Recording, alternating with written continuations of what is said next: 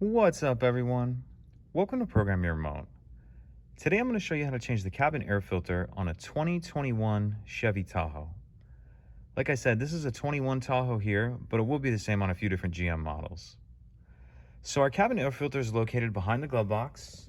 In order to get to it, we want to open the glove box.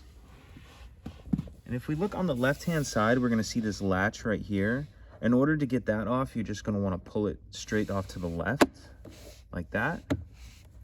Once you have that unhooked, what we want to do is push in on either side of the glove box, and that's going to allow it to come down, and it'll kind of just come off. So if we push in like this, that allows that to come down, and then it'll just kind of come off of there like that.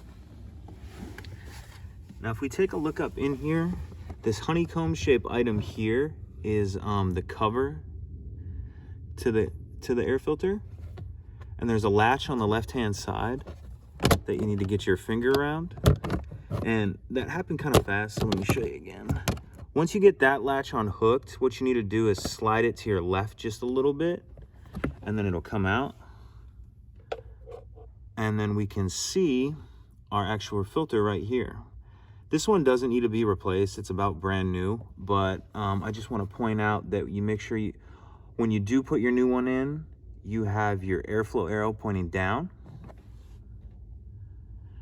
And then from there, you'll reverse everything we just did to get it back together.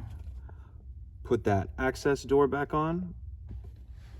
Put your glove box back on. Just line up those hinges on the bottom. And then don't forget to reattach the dampening latch. So that's it. Pretty simple. If you have any questions, please let me know. If you could take a second to like and subscribe, it helps us out, and I'd appreciate it. Thank you.